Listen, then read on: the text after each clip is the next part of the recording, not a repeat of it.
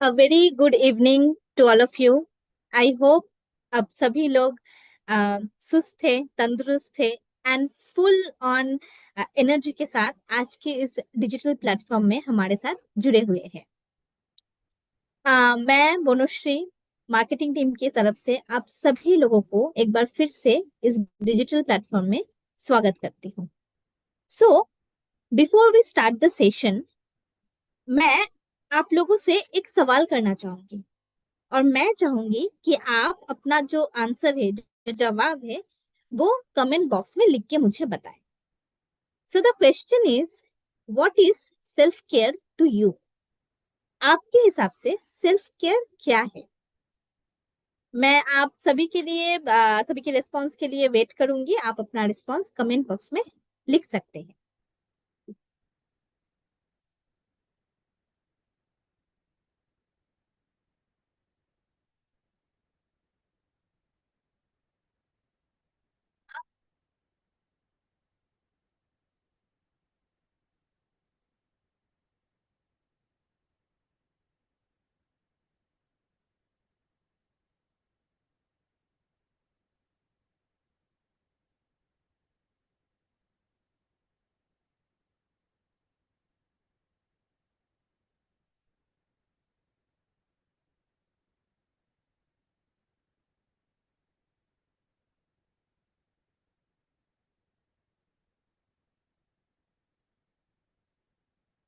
Okay, I am getting the answers.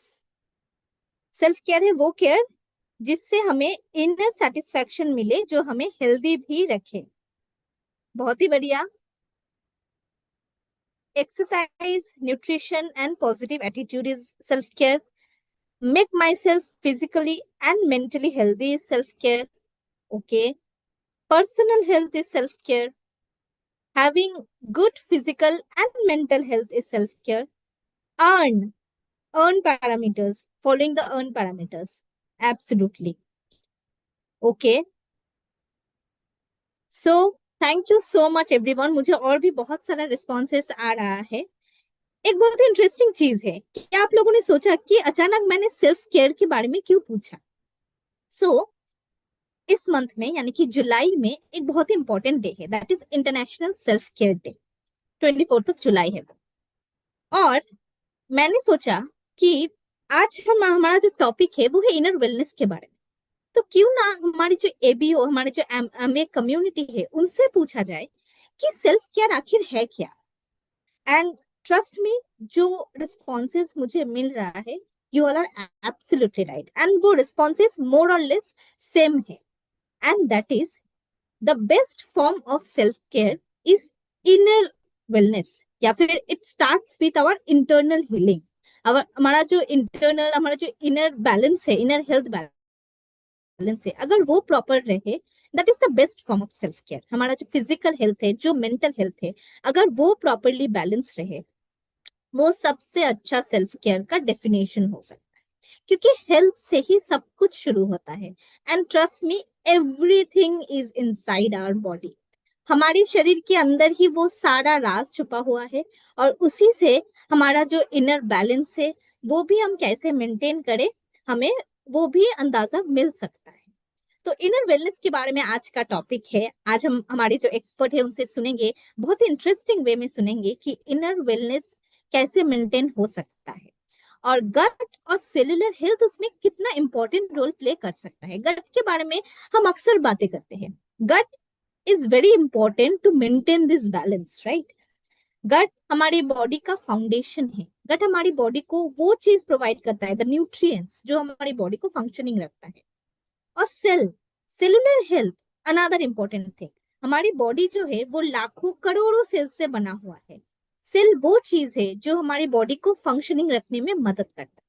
तो ये गट और सेल सेल कैसे एक दूसरे पे डिपेंडेंट है, और हमारी बॉडी को कैसे फंक्शनिंग रखते हैं, और उसके साथ साथ हम ये भी जानेंगे कि हर्ब्स का इस इनर बैलेंस मेंटेनेंस में क्या भूमिका है।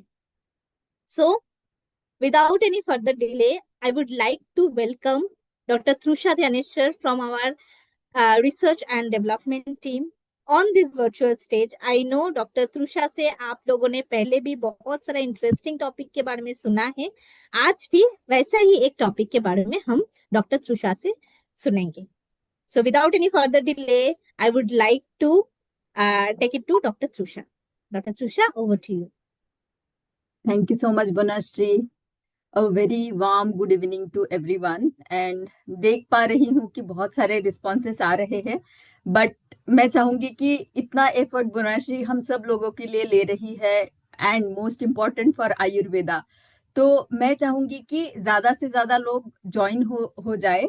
तो अगर आपके ग्रुप में से कोई नहीं ज्वाइन हुए हैं अब तक, तो आप उनको जल्दी से मैसेज कर सकते हैं कि बहुत ही इंटरेस्टिंग सेशन है आज का, जो आज आपने मिस नहीं करना चाहिए, क्योंकि this is something to do with your ageing. Ageing से भी ज्यादा बहुत ही डीप साइंस हम जानने वाले हैं कि जो हम अपने आंखों से नहीं देख पाते हैं, लेकिन हम उसको बाहर से उसको फिक्स कर पाएंगे। ये सारी चीजें आज हम जानने वाले हैं, तो बड़ा ही इंटरेस्टिंग आज का सेशन रहेगा। तो आई रिक्वेस्ट एवरीवन, आपका जोश देख के बहुत अच्छा लग रहा है, and there are so many questions coming up as usual, कि जैसे हम हमेशा क्वेश्चन आंसर सेशन करते हुए इंटरैक्टिव सेशन करते जाते हैं, तो उसी तरीके से आज का भी हमारा ये सत्र आगे बढ़ेगा।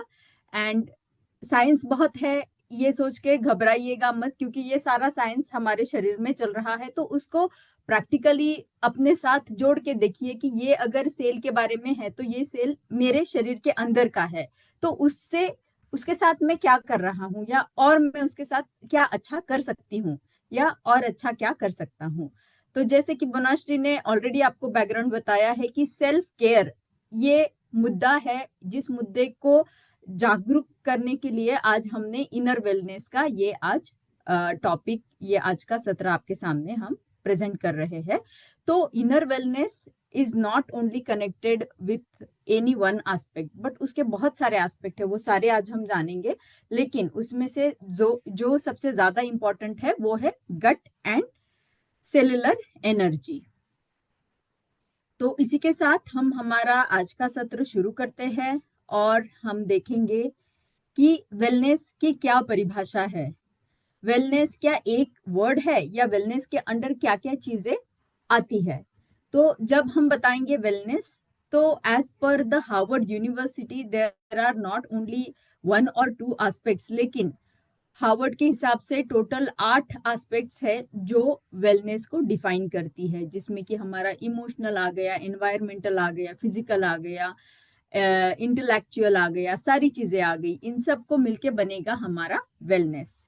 तो वेलनेस हमें पता चल गया। अब मुझे ये जानना है कि हम आज इनर वेलनेस जानने वाले हैं, तो इनर वेलनेस की परिभाषा, या आपके हिसाब से आप क्या बता पाओगे जब हम बताएंगे इनर वेलनेस, तो आपकी क्या परिभाषा है? 1 या 2 वर्ड में अगर आप आसानी से लिख पाओ, तो देख के मुझे खुशी होगी कि आपका पर्सपेक्टिव क्या है टूवर्ड्स इनर वेलनेस। आप इनर वेलनेस बोलने के बाद में क्या समझते हो, या आपके माइंड में क्या आता है जब, अगर मैं अपने आप को रिलेट करके देखूंगी कि व्हाट इज इनर वेलनेस, तो मेरी क्या खुद की परिभाषा आएगी। हर किसी की परिभाषा अलग रह सकती है, and that is not going to make any change, more और लेस वो इंटरकनेक्ट ही होने वाला है। ये हर चीज का अलग अलग पहलू रहता है कि इनर वेलनेस की मेरी परिभाषा क्या है। तो आपके मन में क्या आएगा? पहला आंसर मुझे आया है निपुण के तरफ से, गट रीसेट। तो इनर वेलनेस एग्जैक्टली गट से शुरू होगा, क्योंकि gut is the most important thing as per Ayurveda, as well as per जो नया हमारा साइंस है उसके हिसाब से भी gut is the most important thing. तो चलिए, इनर वेलनेस क्या है हम जानेंगे। क्या ये साइंटिफिक है, या is it just the term? तो ये कोई टर्म नहीं है, एक्चुअली इसके ऊपर स्टडी हुई है in one of the university of Europe. उसमें उन्होंने एक माइंड मैप बनाया, एंड माइंड मैप में उन्होंने दो चीजों को इन्वॉल्व किया। एक तो उन्होंने मीमांसकों को जो शास्त्रोक्त पद्धति से डिस्कशन करते हैं उनको एक साथ लाके लिटरेचर का सर्वे किया, जो भी उनके पास में लिटरेचर थे उनको सबको एक साथ लाके उसकी स्टडी की और उसमें से अलग अलग एस्पेक्ट बनाए। दूसरा मॉडल उनका ये था कि ग्रुप ऑफ पीपल, उनको एक साथ लेके ये जो मीमांसकों ने लिटरेचर सर्वे बनाया है उससे इन लोगों को, ये जो ग्रुप है लोगों का, इनको क्या समझ में आया ये उन्होंने अंडरस्टैंड किया और उसके हिसाब से उन्होंने इनर वेलनेस का एक माइंड मैप बनाया। तो उसमें जैसे हमने पहले जाने हैं कि अलग अलग एस्पेक्ट है कि ऑक्यूपेशन अच्छा रहना चाहिए, उसमें स्ट्रेस नहीं रहना चाहिए, तो अगर मुझे मेरे जॉब में स्ट्रेस नहीं है तो ये भी एक तरीके का मेरा इनर वेलनेस रहेगा। बहुत सारी ऐसी चीजें हैं कि मेरे लाइफ में गोल है, मैं उसके ऊपर डिपेंड हूँ नहीं डिपेंड हूँ, मैं उसको स्ट्रेस लेता हूँ नहीं लेता हूँ। और दूसरी उसकी एक बाजू ये है कि मेरा हेल्थ कैसा है, क्योंकि ये तो भौतिक चीजें हो गई, लेकिन हमारे शरीर से निगड़ित जो है, शरीर से रिलेटेबल जो है, that all are related to health condition, inheritance, mental wellness, की how I am dealing with my mental health. तो ये सारी चीजों को जानना है। एंड द मोस्ट इम्पॉर्टेंट कि ये सारी चीजें डे टू डे लाइफ में है, चलती ही रहेगी। We have to get up in the morning, go to office, ये सारा हमें करना है। लेकिन जैसे कि जॉब में अगर स्ट्रेस है तो it is not in my hand, मतलब वर्क प्रेशर है, वर्क प्रेशर को मैनेज कैसे करना ये मेरे हाथ में है, लेकिन काम पे ना जाना ये मेरे हाथ में नहीं है। I can't leave the job, we have to go to work. लेकिन हमारे हाथ में क्या है, हमारे हाथ में है कि हम एक एक्टिव स्टेप ले इसके तरफ। तो एक्टिव स्टेप्स में क्या है, for wellness, self development, better physical condition, lifestyle and wellness maintenance. अब वेलनेस मेंटेनेंस में सबसे इंपॉर्टेंट रहेगा diet and nutrition. And definitely जब डाइट एंड न्यूट्रिशन आता है तो हमें गट के बारे में जानना है। तो अभी जैसे बनाश्री ने शुरुआत में ही बता दिया कि आज हम जानने वाले हैं कि क्या है हमारा गट, सेल एंड बॉडी का कनेक्शन। तो एक छोटा सा उदाहरण मैं यहाँ देना चाहूंगी, बहुत ही इजी हो जाएगा आपको समझने के लिए, कि हमारी बॉडी जो है उसको आप एक कार समझिए। हम सभी के पास कार रहती है, तो हमारी बॉडी जो है वो कार है। एंड उस कार को जो ईंधन मिलता है, जो फ्यूल मिलता है, वो है हमारा गट। गट का काम क्या है, जो भी हम कंज्यूम करते हैं उसमें से न्यूट्रिएंट निकालना है एंड न्यूट्रिएंट को बॉडी के सही जगह पे भेजना है। तो इंजन है गट, गट जो है, सॉरी, जो हमारा ईंधन का टैंक है वो है गट। वो इंजन के तरफ, मतलब इंजन इस सेल, सेल के तरफ लेके जा रहा है एंड उसको पावर दे रहा है। तो हमारी बॉडी कार है, हमारा गट जो है वो ईंधन का फ्यूल टैंक है and the engine is cellular health, या हमारा सेल जो है वो हमारा इंजन है। तो जब उसको सेल को राइट न्यूट्रिएंट मिलेगा तभी वो सही गाड़ी को चला पाएगा, नहीं तो गाड़ी नहीं चलेगी। इसी के साथ में जब हम सेल के बारे में जान रहे हैं तो हमें थोड़ा डीपली जानना पड़ेगा कि सेल क्या है एग्जैक्टली exactly। अब ह्यूमन सेल को आप डायग्राम देख के ये मत सोचिएगा कि ये बायोलॉजी की क्लास है, ये बायोलॉजी की क्लास नहीं है।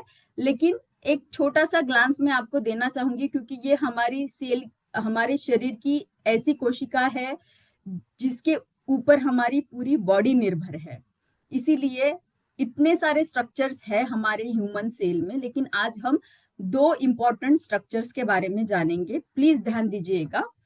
पहली बात जो हमको, पहला स्ट्रक्चर जो जानना है वो है माइटोकॉन्ड्रिया। ये भी सेल के अंदर रहता है। माइटोकॉन्ड्रिया इज लाइक हमारा पावर हाउस, ये एनर्जी बनाता है। तो mitochondria is equal to power house, ये पक्का ध्यान में रखिएगा क्योंकि इसके ऊपर हमारी आगे की थियोरी है।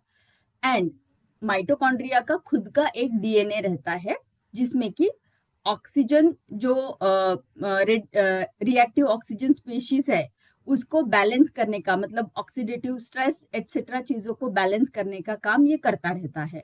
तो ये है माइटोकॉन्ड्रिया।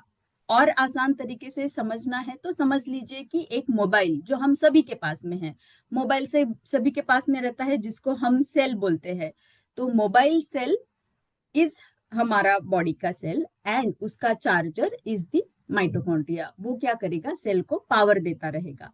तो mitochondria is equal to power house of our body. And दूसरा एस्पेक्ट है जो है हमारा क्रोमोसोम के अंदर अंदर रहने वाला टेलोमेर। टेलोमेर एक नया आपके लिए डेफिनेशन या एक नई संज्ञा रहेगी, लेकिन ये बहुत ही इंपॉर्टेंट है हम सबको सबके लिए जानना कि टेलोमेर है क्या। तो टेलोमेर जो है वो सेल के न्यूक्लियस के अंदर रहता है, जो कि क्रोमोसोम का पार्ट है। जो एक्स शेप में आप देख पा रहे हो वो क्रोमोसोम है, वो एक तंतु के तरह रहता है जो कि डीएनए प्लस प्रोटीन से बना है। एंड जो लाल भाग आप देख पा रहे हो वो लाल भाग जो है वो टेलोमेर है। टेलोमेर का काम रहता है कि हमारे जो जेनेटिकल मटेरियल है डीएनए उनका प्रोटेक्शन करना। ये शू के ऊपर जो शू लेस के ऊपर एक कैप रहता है, अगर वो कैप निकल जाए तो शू लेस का धागा पूरी तरीके से खुल जाएगा।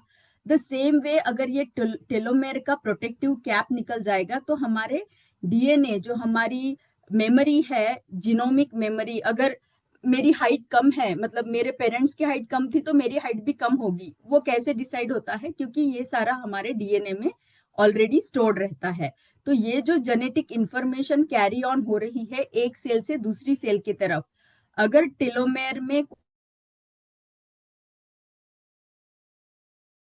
डीएनए का स्ट्रक्चर है उसको भी हार्म होगा तो डीएनए डैमेज हो सकता है। अब जो है माइटोकॉन्ड्रिया का अलग डीएनए है एंड सेल का अपना अलग डीएनए है। तो ये दोनों डीएनए अपना अपना काम करते हैं in the ageing process. Okay, moving ahead, जब क्या होता है जब एजिंग होता है तो डीएनए में क्या इफेक्ट होता है? आप यहाँ पे देख पा रहे हो कि एज 0 से लेके 20 साल तक आप देख पा रहे हो यहाँ पे डीएनए के बहुत सारे सेल्स है, मतलब बहुत रश है यहाँ पे। लेकिन एज बढ़ते बढ़ते आप देखते जा रहे हो तो ये स्कैटर्ड होते जा रहे हैं, मतलब जो है डीएनए पावर हाउस जो है वो कम होता जा रहा है। इसको आप सेम तरीके से समझ सकते हो कि जैसे मोबाइल की बैटरी है, जब हमारा मोबाइल नया है, हमारा माइटोकॉन्ड्रिया यंग एज में है, हम यंग एज में हैं, माइटोकॉन्ड्रिया यंग एज में है, उसी तरीके से जैसे हमारा नया मोबाइल है तो नया मोबाइल रहेगा, बैटरी पूरी तरीके से चार्ज हो जाएगी। लेकिन जैसे जैसे मोबाइल एज होगा, जैसे जैसे हमारा एजिंग होता जाएगा, वैसे वैसे हमारा पावर हाउस जो है वो बैकअप देना कम करता जाएगा। एंड जब ओल्ड एज आएगा तो पावर बैकअप बहुत ही कम हो जाएगा। इसी तरीके से है हमारा माइटोकॉन्ड्रिया। अब माइटोकॉन्ड्रिया के बारे में हमने जाना है, अब हमें ये जानना है कि ये क्या करता है माइटोकॉन्ड्रिया। जैसे मैंने बताया कि जब हम यंग एज में है तो माइटोकॉन्ड्रिया बड़ा ही एक्टिव रहता है, वो ऑक्सीडेटिव स्ट्रेस को बैलेंस करता है और माइटोकॉन्ड्रिया को हार्म नहीं होने देता है, इसीलिए हमारा बायोलॉजिकल स्ट्रक्चर या कोई भी व्याधि हमें नहीं होती है। लेकिन क्या होता है जब एजिंग होता है, जैसे जैसे बुढ़ापा होता जाएगा, व्हाट हैपन्स, ऑक्सीडेटिव स्ट्रेस बढ़ता जाएगा। It can be because of our wrong lifestyle या wrong food habits, and with our ageing oxidative stress बढ़ता जाएगा। व्हेन ऑक्सीडेटिव स्ट्रेस बढ़ेगा तब आपके माइटोकॉन्ड्रिया को डैमेज होगा। When mitochondria the power house is getting damaged, it is going to get affected and हमारे छोटी छोटी शरीर की जो व्याधियां है वो बढ़ते बढ़ते क्रॉनिक हेल्थ कंडीशन बन जाती है। तो ये हो गया हमारे यहाँ तक हमने जाना है कि दो एस्पेक्ट जो सेल के हैं, एक था टेलोमेर एंड एक था mitochondria.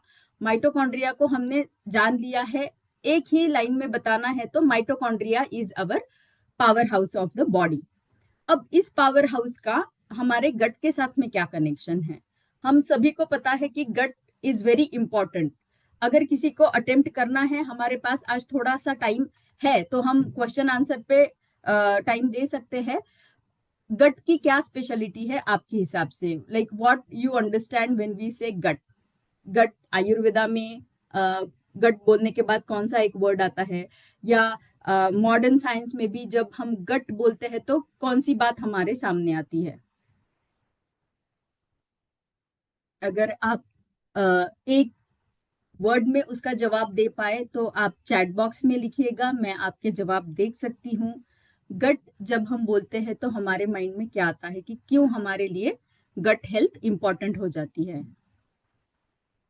Gut and one word, anything, whatever comes in your mind.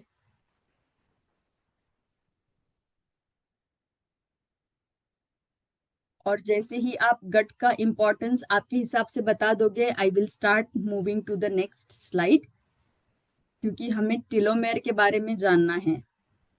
Gut is a feeling, yes, definitely, until and unless you don't get microbiota, the most important, जो जिसके वजह से what we call gut as the second brain of the body. जब microbiota healthy है तो second brain of the body हमेशा अच्छा रहेगा. जाठराग्नि, yes, the most important as per Ayurveda. Om Prakash ji ने बताया है. Good digestion, digestive system. समा अग्नि, मतलब अमेजिंग कि इतने सारे वर्ड्स आपके माइंड में अभी भी है. It's really good to know. तो जानेंगे कि गट हेल्थ का इम्पैक्ट हमारे सेल के ऊपर कैसे होता है वाया SCFA. SCFA क्या है? Short chain fatty acid. जो भी चीजें हम खाते हैं उसको हमारे गुड बैक्टीरिया, जो माइक्रोबायोटा आपने आंसर लिखा है, वो माइक्रोबायोम उसको खाते हैं. फाइबर है, प्रोटीन है, हर्ब्स है, न्यूट्रिएंट्स है, उन सबको वो खाने के बाद उसको डाइजेस्ट करते हैं और उनके थ्रू एक मेटाबोलाइट, एक केमिकल निर्माण करते हैं. वो केमिकल जो है उसको हम SCFA बताते हैं, short chain fatty acid. Short chain fatty acid क्या करता है? खाने के बाद डाइजेस्ट हो गया, मेटाबोलाइट्स बन गए. अब ये जो मेटाबोलाइट्स है, जितना ज्यादा SCFA बनेगा उतना ज्यादा वो हमारे माइटोकॉन्ड्रिया को चार्ज करेगा. It is going to help our mitochondria the most. अब जब माइटोकॉन्ड्रिया एक्टिव हो जाएगा या उसको सबसे ज्यादा एनर्जी मिलेगी तो वो क्या करेगा? वो अपना माइटोकॉन्ड्रिया का बैटरी पावर बैकअप हो जाएगा. ये एक फंक्शन होगा. दूसरा जो है, जब माइटोकॉन्ड्रिया एक्टिव है तो सेल में जो डेब्रीज है, there are so many things जो अनवांटेड रहता है, that all unwanted things body या cell will start removing it. So cleaning up करना शुरू कर देगा. And the last, the most important, कि व्हेन डेब्रीज आर क्लियर्ड, जब वहां से सारी चीजें निकल गई है, अनवांटेड चीजें, तो हमारा इन्फ्लेमेशन जो है शरीर का वो कम हो जाएगा. Now the same 3 functions we are understanding here, कि जब माइटोकॉन्ड्रिया क्या करेगा, SCFA की मदद से वो सेल की एनर्जी बढ़ाने की, एनर्जी बनाने की कैपेसिटी बढ़ाएगा. दूसरा जो है, SCFA माइटोकॉन्ड्रिया को एक सिग्नल देगा, जिस सिग्नल से वो और भी ज्यादा केमिकल्स या रिसेप्टर्स को निर्माण करेगा, जिसके वजह से हमारा मेटाबॉलिज्म बना रहेगा, इम्यूनिटी बनी रहेगी. तीसरा जो है ऑटोफेजी. अगर ऑटोफेजी नहीं होती है तो क्या होता है? इन्फ्लेमेशन होता है. तो ऑटोफेजी, ये स्टेप सबसे इंपॉर्टेंट है. जब तक क्लीनिंग अप नहीं होगा तब तक आपका आगे का रेगुलेशन नहीं होगा. अगर autophagy, the internal self clean up of the cell नहीं होगा तब तक आपका इन्फ्लेमेशन कम नहीं होगा. अब मुझे यहाँ पे एक सवाल है कि इन्फ्लेमेशन हम इतने बार बता रहे हैं, क्या सेल का इन्फ्लेमेशन हम देख सकते हैं? आपकी क्या राय है? क्या देख सकते हैं आप? आंसर हाँ या ना में लिख सकते हो, या आपका कुछ कहना है कि महसूस कर सकते हैं, देख नहीं सकते हैं. तो anything you can write, yes और नो, और वी कैन सेंस इट, और we can feel it, something, whatever you feel, की सेल के अंदर का या इंटरनल जो inflammation, we always keep saying कि ऑक्सीडेटिव स्ट्रेस हुआ, इन्फ्लेमेशन बढ़ा, तो जो इंटरनल इन्फ्लेमेशन है, can can can we see that? No. पहले आंसर, 2-3 आंसर आए हैं, सारे आंसर आर कमिंग नो, कि हम नहीं देख पाते हैं. एंड दैट्स एब्सोल्युटली राइट कि हम नहीं देख पाते हैं. लेकिन क्या हम उसको सेंस कर पाएंगे? क्या हम उसका अलर्ट जो हमारी बॉडी देती है? यस. एक आंसर आया है यस, वो बॉडी हमें अलर्ट देती है तो उसको हम फील कर सकते हैं. उसको हम कॉन्शियसली अलर्ट को देखते रहेंगे, एनालाइज करते रहेंगे, तो हमें पता चलेगा कि इन्फ्लेमेशन हो रहा है. तो ये इस तरीके का आपका इन्फ्लेमेशन बॉडी का रहेगा, जिसका एक अपीयरेंस आप इस एप्पल के एग्जाम्पल से समझ सकते हैं कि सुपरफिशियली तो बड़ा सुंदर एप्पल दिख रहा था, कहीं कुछ नहीं था, त्वचा बड़ी अच्छी थी, लेकिन अंदर से देखा तो वो पूरा गल गया है। तो ये है डीप इम्पैक्ट जो सेल के अंदर हो रहा है, लेकिन एक छोटा सा साइन उसने छोड़ दिया था जिसको हमने इग्नोर कर दिया।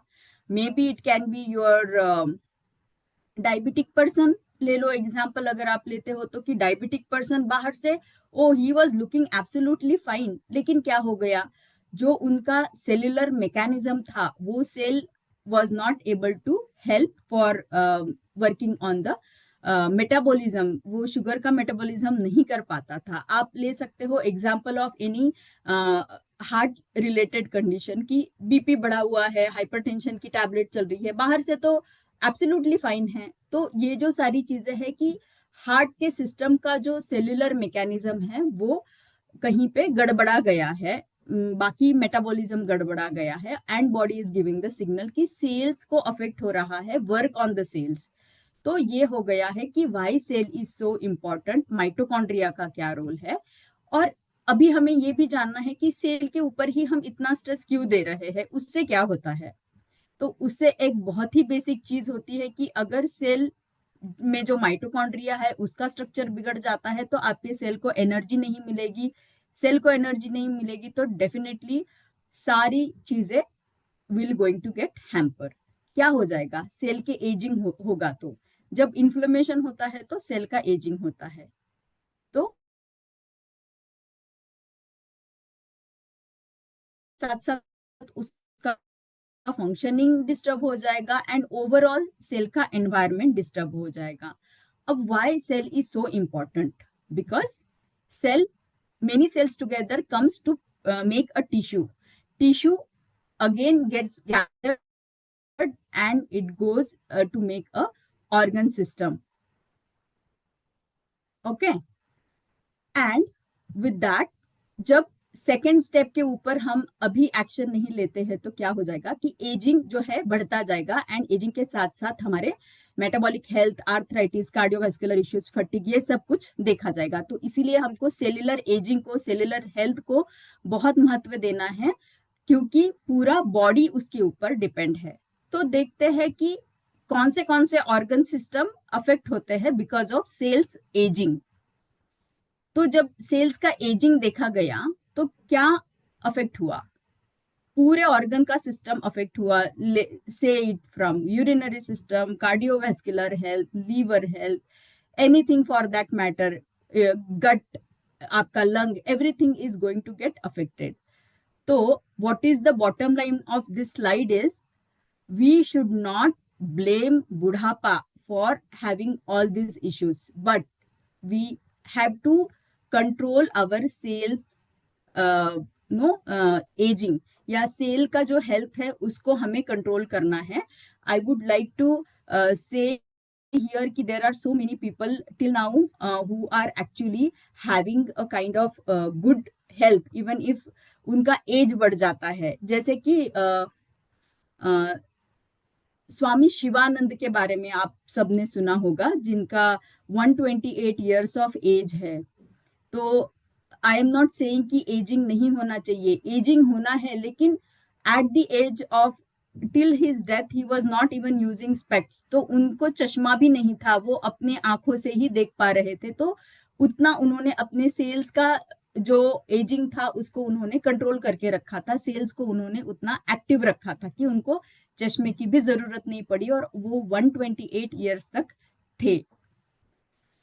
तो हमें जानना है कि क्या पैरामीटर्स है एजिंग को समझने के, या जो भी, कैसे हम समझेंगे कि इतना बॉडी के डीप अगर कुछ एजिंग हो रहा है तो उसको हम कैसे समझेंगे। तो उसके जो है 12 पैरामीटर्स है जिसको 12 हॉलमार्क्स ऑफ एजिंग कहते हैं। तो ये हमें इसलिए जरूरी है क्योंकि ये सारे सेल के साथ निगड़ित है, सेल्स के साथ रिलेटेड है।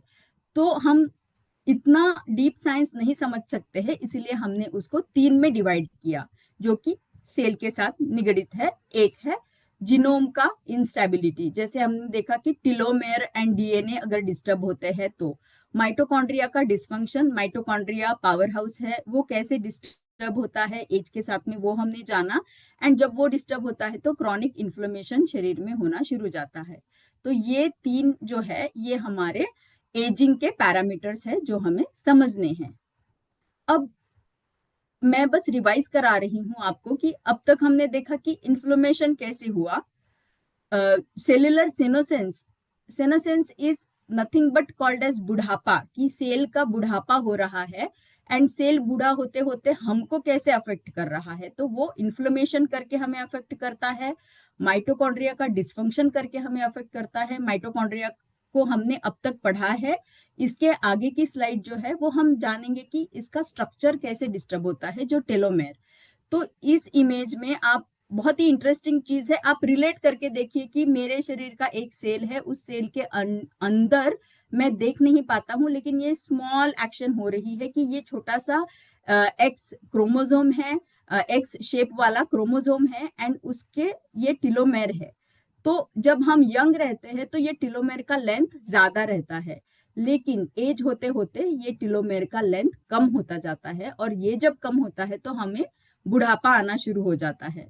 तो ये हमें क्यों जानना है? क्या हम टीलोमेर के लेंथ को कंट्रोल करने वाले हैं, उसकी लेंथ को कम नहीं होने देने वाले हैं?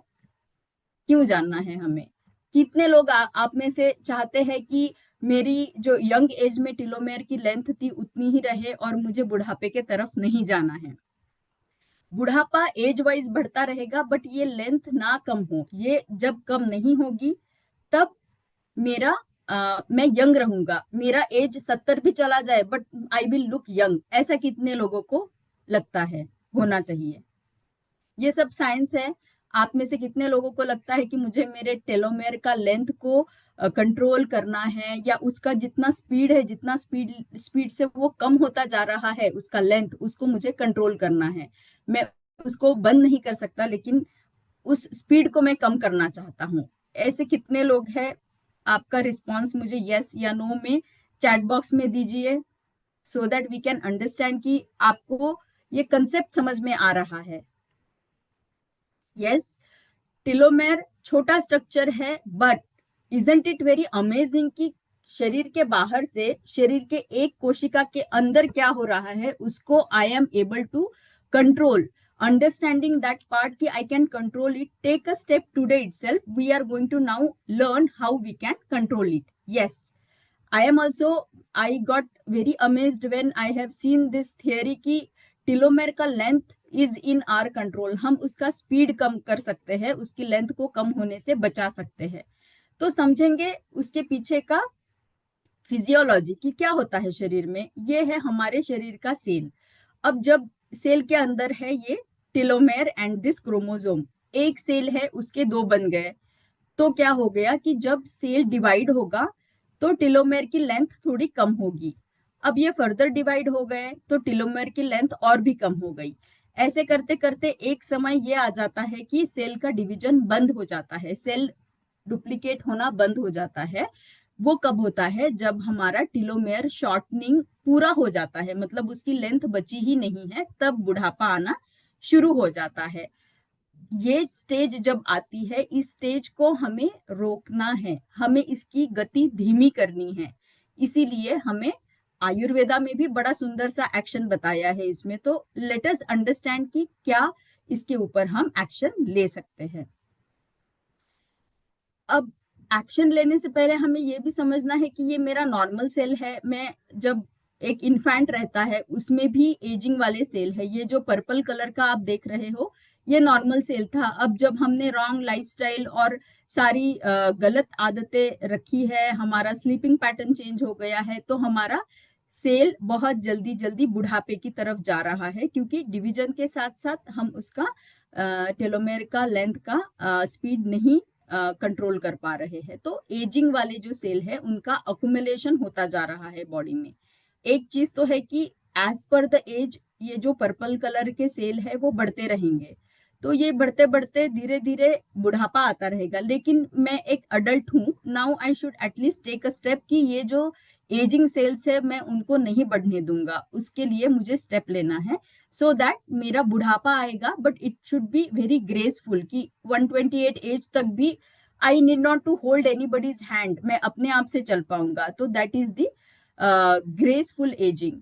बट यहाँ पे मुझे ये जानना है कि जैसे मैंने स्वामी शिवानंद जी का एग्जाम्पल दिया, या फिर क्या पहले के जमाने में बुढ़ापा नहीं होता था? आपने देखा होगा कि बहुत सारे ऐसे लोग थे जिनका आयु 80, 90, 100 के ऊपर ही था। तो वो कैसे इन सब चीजों को कंट्रोल कर पा रहे थे, उनमें कैसे ये चीज हो पा रही थी? तो क्या किसी को कोई एग्जाम्पल याद आता है कि ठीक है, मेरी दादी थी, नानी थी, वो कुछ करती थी जिसके वजह से वो 90 साल जी थी, या नाना जी थे, दादाजी थे, वो कुछ करते थे जिसके वजह से, या स्वामी शिवानंद के बारे में अगर किसी ने जाना है तो वो क्या करते थे? अगर आपको किसी को याद आ रहा होगा तो आप चैट बॉक्स में लिख सकते हैं। तब तक मैं आयुर्वेदा का एक बहुत ही सुंदर एग्जाम्पल आपको देना चाहूंगी। लेकिन आप प्लीज, आपका जो भी लर्निंग है, या आपको जो भी लगता है कि क्या चीज के वजह से आपके एंसेस्टर्स बड़े लंबे टाइम तक जी रहे थे, वो आपका अंडरस्टैंडिंग आप चैट बॉक्स में लिख सकते हैं। तो आयुर्वेदा ने क्या बताया है, एक बहुत ही क्लासिक एग्जाम्पल है जो आप सभी को पता है, वो है च्यवनप्राश का। च्यवनप्राश में क्या होता है? च्यवन ऋषि जो थे, उनको बहुत जल्दी वार्धक्य आया था, उनकी नेत्रों की दृष्टि चली गई थी। लेकिन उनके ऊपर कृपा हुई थी अश्विनी कुमारों की, जो देवों के वैद्य थे। उन्होंने एक बड़ा ही सुंदर लेह्य बनाया था, और उस लेह्य को प्राशन करने के बाद में जो च्यवन ऋषि थे, जिनको बहुत जल्दी बुढ़ापा आया था, उन उनमें उनका यौवन या फिर उनका यूथ फिर से वापस आया था, उनका तारुण्य लौट के आया था, उनकी दृष्टि लौट के आई थी, एंड उनकी वाइटलिटी फिर से आ, वापस आई थी। तो इजंट इट सो अमेजिंग? एक प्रूवन लाइफ एग्जाम्पल हमारे सामने है च्यवनप्राश, जो भारत के हर घर में हर बच्चा खाता होगा। मतलब मैं खुद भी च्यवनप्राश खा के बड़ी हुई हूँ, लेकिन उसके पीछे इतना डीप साइंस था, ये अब जाके हम सभी को पता चल रहा है। तो ये एक एग्जाम्पल था टू अंडरस्टैंड कि पहले के लोगों को, जैसे मैं देख पा रही हूँ कि पहले के लोग डिसिप्लिन फॉलो करते थे, वो फास्टिंग करते थे, उनकी एक्टिव लाइफस्टाइल थी। दी मोस्ट इंपॉर्टेंट थिंग की एक्टिव लाइफस्टाइल थी। और जो मैं स्वामी शिवानंद जी का एग्जाम्पल दे रही हूँ, तो आप अभी भी गूगल पे जाके देख सकते हो कि वो जो है हेल्दी, मतलब seasonal fruits, vegetables, boiled vegetables को ही ज्यादा प्रेफरेंस देते थे, क्योंकि उनका सोचना ये था कि शरीर को नरिशमेंट की जरूरत है, तो शरीर को नरिशिंग करने वाली चीजें हमें देनी चाहिए। तो अब पहले के जमाने में डिसिप्लिन फॉलो करते थे, लेकिन अब क्या हुआ है? पहले न्यूट्रिशन भी ज्यादा था खान पान में, अभी खान पान में भी न्यूट्रिशन कम है। तो अभी क्या हुआ है? क्या ऐसी चीजें हैं जो हमारी सेल की एजिंग को बढ़ा रहे हैं? तो हमारी फिजिकल इनएक्टिविटी, जैसे लोगों ने लिखा है ऑलरेडी, कि आप सभी ने लिखा है कि इनएक्टिविटी है, ओबेसिटी है, डिसबायोसिस है, गट के बारे में हमने अभी जाना, अनहेल्दी डाइट है, स्ट्रेस है बहुत सारा, जीनोबायोटिक्स आर द केमिकल्स, जैसे पेस्टिसाइड्स है, केमिकल पोल्यूटेंट्स है जो हमारे कांटेक्ट में आते रहते हैं, ढेर सारे केमिकल हम भी लगाते हैं। उन सभी से जो है हमारा सेल का इन्फ्लेमेशन बढ़ता है। जब सेल का इन्फ्लेमेशन बढ़ते जाता है तो सेल का एजिंग होता है। जब सेल का एजिंग होता है तो इन्फ्लेमेशन प्लस एजिंग इज इन्फ्लेमेजिंग। तो इन्फ्लेमेजिंग को हमें बढ़ावा नहीं देना है, उसको हमें कम करना है। इसी के साथ में हम ये जानेंगे कि आयुर्वेदा का क्या कहना है। क्या आयुर्वेदा इन्फ्लेमेजिंग के बारे में जानता था, या सेल के बारे में कुछ अंडरस्टैंडिंग थी आयुर्वेदा में? तो जैसे आपने बहुत ही सुंदर तरीके से पहले ही बता दिया था कि अग्नि, गट का क्या कनेक्शन है? गट का कनेक्शन अग्नि के साथ है। तो शरीर में 1, 2, 3 अग्नि नहीं है, शरीर में पूरे 13 अग्नि है। जाठराग्नि 1, भूताग्नि 5, धात्वाग्नि 7। इन सब से मिलके क्या होता है, जो भी खाना हम खाएंगे वो इन सारी प्रोसेस से जाते हुए शरीर को नरिशमेंट देंगे, और ये जो न्यूट्रिएंट है वो हमारे माइटोकॉन्ड्रिया को एंड सेल्स के टिश्यू को नरिश करेंगे। तो आयुर्वेदा में सप्त धातु पोषण न्याय 3 तरीके के वेज बताए हैं, जिसके वजह से जो भी हम खाना खाएंगे वो 7 धातुओं का पोषण करेंगे। रस, रक्त, मांस, मेद, अस्थि, मज्जा और शुक्र। इन सातों का करके ओवरऑल वेलबींग के लिए ये हमें हेल्प करेगा। तो आयुर्वेदा में भी बताया है कि पहले आपको अग्नि के ऊपर ध्यान देना है। जब आपका अग्नि बहुत अच्छा है तो आपका लाइफ स्पैन बड़ा लंबा रहेगा, वाइटलिटी रहेगी, एंड आपका स्ट्रेंथ भी बड़ा अच्छा रहेगा। लेकिन क्या हो जाता है, अग्नि का संरक्षण करना बहुत जरूरी है. We have to keep the agni inflamed, ignite always. But what happens, we have the habit of no munching या eating repeatedly. So what we do is, when you keep giving a little things or required thing to the agni will be very strong. But एक साथ ही आप अगर back to back बहुत सारी चीजें दोगे तो अग्नि डिमिनिश हो जाएगा. जब अग्नि डिमिनिश हो जाएगा, हैम्पर हो जाएगा, तो क्या होगा, मंदाग्नि हो जाएगा. जैसे किसी ने समाग्नि का एग्जाम्पल दिया था हमारे पार्टिसिपेंट्स में से कि समाग्नि बहुत इंपॉर्टेंट है, लेकिन हमारी लाइफस्टाइल की वजह से हमारा अग्नि इज गेटिंग अफेक्टेड.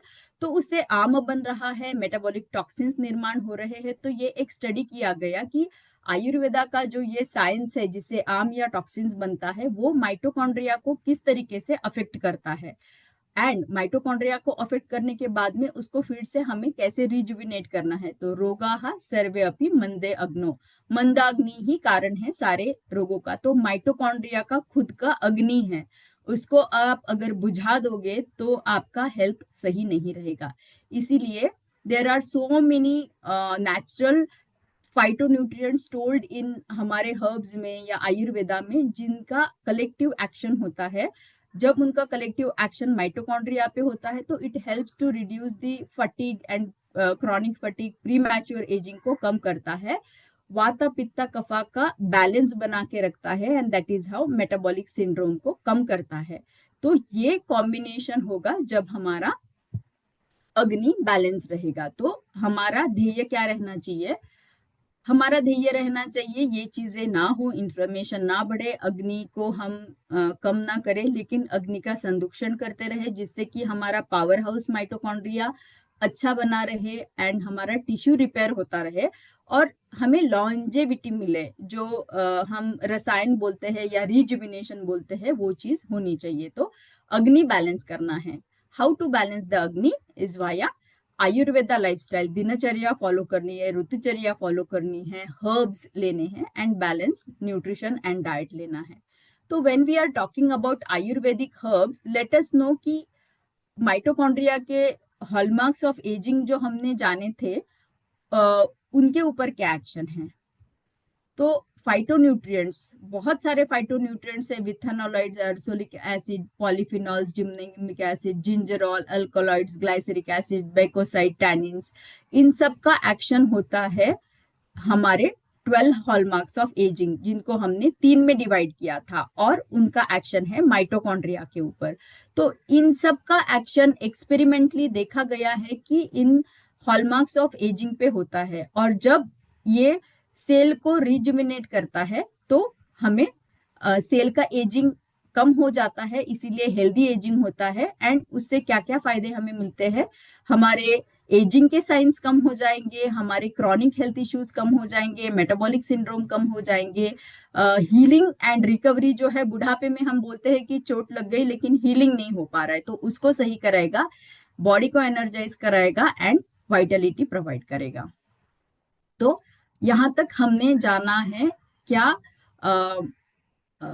माइटोकॉन्ड्रिया था, क्या फाइटोन्यूट्रिएंट्स का रोल था ऑन दी माइटोकॉन्ड्रिया. अब इसके आगे हमारा दूसरा एस्पेक्ट है. Anyone want to guess कि हमारा दूसरा गेस नहीं, मैंने ऑलरेडी बता चुकी हूँ कि माइटोकॉन्ड्रिया के साथ में सेल का दूसरा स्ट्रक्चर है, उसके ऊपर आयुर्वेदिक हर्ब्स का एक्शन है या नहीं.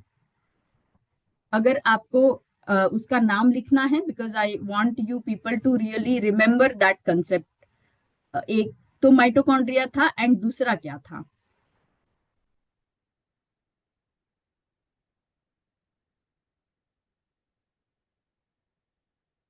आई really appreciate all your answers. आज का सत्र थोड़ा लंबा है, इसकी वजह से मैं पढ़ नहीं पा रही हूँ, but I really appreciate it कि आपका रिस्पॉन्स जब आता है तो बड़ी खुशी होती है. तो माइटोकॉन्ड्रिया के साथ में दूसरा कौन सा स्ट्रक्चर है जिसके ऊपर हमें हमारे फाइटोन्यूट्रिएंट का एक्शन देखना है, उस का नाम, यस, सोमा घोष जी ने पहला आंसर दिया है, उनके लिए तालियां प्लीज. टेलोमेर, टेलोमेर जो है वो सेल का दूसरा स्ट्रक्चर था जिसके ऊपर हमने एक्शन देखना है कि शॉर्टनिंग टेलोमेर की हम आयुर्वेदा हर्ब से रोक पाएंगे या नहीं। क्या बोलता है science? Yes, DNA in the sense telomere, उसका लेंथ एग्जैक्टली वो चीज हमें देखनी है इन द नेक्स्ट स्लाइड। तो I was actually really amaze, मतलब आयुर्वेदिक हर्ब्स के बहुत सारे एक्शन है। बीइंग आयुर्वेदाचार्य, मैं हमेशा ही ग्लोरीफाई करती रहूंगी आयुर्वेदा को and with so much of pride. But आज का ये जो मैंने स्टडी देखा इसके बाद में आई वॉज अमेज। मेरी सारे, मैंने जब पहली बार पढ़ा तो मेरी आंखें मतलब आई वॉज अमेज टू सी कि च्यवनप्राश जो है, मैंने ऑलरेडी बताया है कि क्यों च्यवन ऋषि का तारुण्य उनको वापस मिला। इसका साइंटिफिक एक्सप्लेनेशन इस स्टडी से हमें मिलता है कि not only chyawanprash, chyawanprash is the base, chyawanprash is the foundation, no matter. हर एक फैमिली में हर एक बच्चा से लेके बूढ़े तक सारे लोग च्यवनप्राश करते हैं, उसमें कोई डूज डोंट्स नहीं है। उससे अच्छा अमृत हमें पृथ्वी के लोकों में नहीं मिलेगा। लेकिन उसके साथ साथ त्रिफला है, एवीएच जो बहुत ही अच्छा आंवला है, मेथ रसायन में है, ब्राह्मी एंड अश्वगंधा है, ब्राह्मी है एंड ग्लाइसीरिया जो है हम उसको यष्टि मधु मुलेठी बताते हैं एंड तुलसी। ये सारी चीजें हैं जो कि एक्सपेरिमेंटल स्टडीज में देखी गई है, प्री क्लिनिकल क्लिनिकल स्टडीज में देखी गई है कि वो एंटीऑक्सीडेंट एडाप्टोजन इफेक्ट करते हुए टेलोमेर के शॉर्टनिंग को वो कम कर पाए हैं। उसके वजह से क्या हो गया है कि लॉन्जिविटी आपकी बढ़ सकती है। तो ये बहुत ही आई ओपनिंग स्टडी है जिसमें कि हम देख पा रहे हैं कि टेलोमेर के ऊपर भी उसके लेंथ को कम करने की, स्पीड को कम करना भी आयुर्वेदिक हर्ब से हमारे पॉसिबल है। एंड माइटोकॉन्ड्रिया के ऊपर बहुत ही अच्छा एक्शन है। उसी के साथ एक आपको थोड़ा सा मल्टी टारगेटेड एक्शन में यहाँ पे दिखाना चाह रही हूँ कि सेलुलर हेल्थ के ऊपर इतने एस्पेक्ट है, डीएनए रिपेयर, इन्फ्लेमेशन को कम करना, regular cellular longevity, genetic control, इन सब के ऊपर अलग अलग मैकेनिज्म से अलग अलग हर्ब्स का एक्शन होता है। एक अगर मैं एग्जांपल लेना चाहूंगी तो इन्फ्लेमेटरी सिग्नल को कम करना, मतलब अगर हम अश्वगंधा लेते हैं या हम मुलेठी लेते हैं या जिंजर लेते हैं तो हमें कुछ दिनों को लेने के बाद में अगर हम हमारा ब्लड टेस्ट करके देखें तो ये मार्कर्स हमें ब्लड में कम हुए नजर आएंगे। तो ये एक बेस्ट एग्जाम्पल है टू प्रूव कि इंफ्लेमेटरी मार्कर्स एंड सेल को रिपेयर करने वाले सारे मैकेनिज्म के ऊपर जिम्नेमिक एसिड, त्रिफला, बैकोपा, इन सारे हर्ब्स का बहुत अच्छा एक्शन है। एंड कोई एक्शंस जो है जो टेंजिबल है कि मैंने अश्वगंधा लिया और मुझे मेरी स्ट्रेंथ पता चली कि मुझ में रेजिलियंस आया है, पहले मैं जितना एक्टिव था उससे ज्यादा मैं एक्टिव हो गई हूँ। तो ये एक टेंजिबल जो हम सेंस कर पाते हैं वैसा आउटकम हमें मिलता है। फॉर एग्जाम्पल वसा का या हम तुलसी लेते हैं तो हमको पता चलता है कि हमारा रेस्पिरेटरी रिलीफ हुआ है, या त्रिफला लेने के बाद में हमें पता चलता है कि मेरी गट हेल्थ इंप्रूव हो रही है, मोशन क्लियर हो रहा है। तो ये कोई टेंजिबल आउटकम्स हम हर हर्ब्स के साथ में देख पाते हैं। एंड इसी के साथ में आज का हमारा ये सत्र खत्म होता है जिसमें कि मैं आपको बताना चाह रही हूँ कि कैसे nature inner wellness begins at the cell. तो अगर आप आपके सेल को, आपके बॉडी की बैटरी को चार्ज करना चाहते हो तो आपको सारे नेचर से आए हुए गिफ्ट्स को या सपोर्ट को लेना है एंड दैट्स हाउ आपको आपकी बैटरी को रिचार्ज करके रखना है। And that is how we will be able to achieve our inner health. So nature herbs builds a healthy gut builds the healthy cells and healthy choices build the healthy life. ये journey you all have to support yourself by the healing power of the nature. So इसी के साथ I would like to hand over to Bonashri. Thank you so much for listening and interacting. All the very best to all the participants. Thank you so much.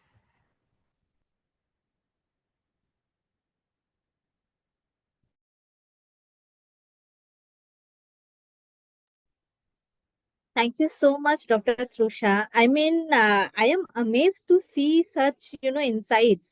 बहुत कुछ नया जानने को मिला आज। ऑफ कोर्स डॉक्टर तुषा जब भी कोई भी सेशन में डिजिटल प्लेटफॉर्म में हमारे साथ जुड़ते हैं, कुछ ना कुछ नया हमें जरूर सीखने को मिलता है। बट आज जो फैक्ट्स, जो स्टेटमेंट्स हमने देखा, दैट इज अमेजिंग कि सेलुलर हेल्थ और गट हेल्थ कैसे कनेक्टेड है, कितना इम्पोर्टेंट है ये एक ग्रेसफुल एजिंग में। और उसके साथ साथ हमने देखा कि हर्ब्स का क्या इम्पोर्टेंट रोल रहता है, राइट। सो मैं बस थोड़ी एक बात बताना चाहूंगी अबाउट द हर्ब्स। आज हमने देखा कि हर्ब्स का भी एक बहुत ही इम्पोर्टेंट रोल रहता है, ये जो हमारा ग्रेसफुल एजिंग है, हमारा सेलुलर हेल्थ इसमें। और अगर हम हर्ब्स के बारे में बात कर ही रहे हैं, तो हमारे जो हर्ब्स रेंज है न्यूट्रीलाइट के, उसमें एक ऐसे प्रोडक्ट है जिसमें बहुत सारे ऐसे आयुर्वेदिक हर्ब्स है जो एक साथ एक एक ही फॉर्मुलेशन में है। And we all know that is Chyawanprash, Nutrilite Chyawanprash. और आज हमने उस च्यवनप्राश की जो हिस्ट्री है, जो आयुर्वेदिक हिस्ट्री है, उनके उसके बारे में भी हमने सुना डॉक्टर त्रुषा से। And that is amazing. Chyawanprash को लेके तो हम बात करते ही है, but there are few aspects और फ्यू पॉइंट्स जो हम बहुत ही कम उसमें फोकस करते हैं।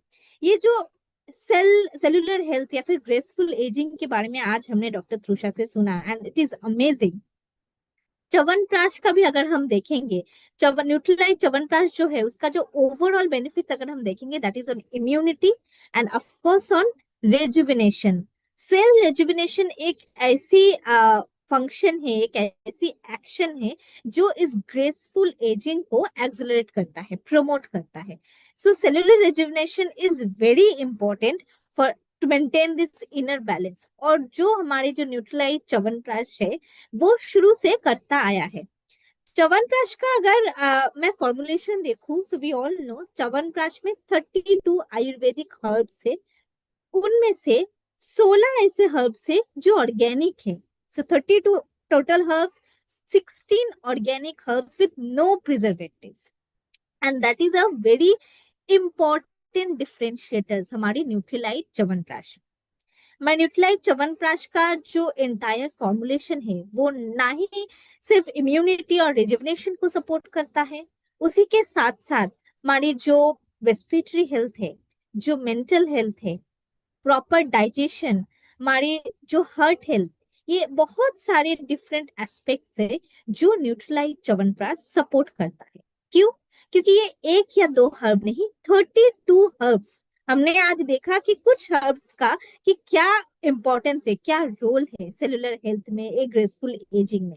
तो सोचिए 32 हर्ब्स अगर एक साथ है तो उसका क्या इफेक्ट रहेगा। च्यवनप्राश च्यवनप्राश एक ऐसा प्रोडक्ट है ना, जो हमारे जनरेशन वाइज, हमारे जो इंडियन हाउस होल्ड है, उसमें एक रिचुअल की तरह हम कंज्यूम करते हैं।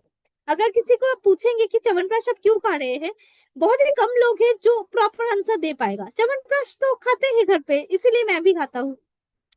मेरे पिताजी भी खाते थे, मेरे दादाजी भी खाते थे। सो दैट इज जनरेशनल, एक रिलीजियसली हम फॉलो करते हैं इस एक हैबिट है। बट च्यवनप्राश का इतना अच्छा, मतलब इतना इम्पैक्टफुल हिस्ट्री है, और ये इसके पीछे का ये साइंस है, दैट इज अमेजिंग। च्यवनप्राश, हमारा जो न्यूट्रीलाइट च्यवनप्राश है, एक और भी इम्पोर्टेंट पॉइंट मैं आप लोगों को बता दूं आज। न्यूट्रीलाइट च्यवनप्राश का जो एडेड जो जहाँ शुगर कंटेंट देखेंगे, it is organic sugar. So Nutrilite पर बहुत सारे लोगों का ये क्वेश्चन रहता था कि न्यूट्रीलाइट च्यवनप्राश का जो डायबिटीज एस्पेक्ट है, डायबिटीज लोगों को डेफिनेटली, क्योंकि न्यूट्रीलाइट च्यवनप्राश का जो शुगर है, दैट इज ऑर्गेनिक शुगर। और उसका स्टडी में देखा गया है, हमारे न्यूट्रीलाइट च्यवनप्राश को जीआई और जीएल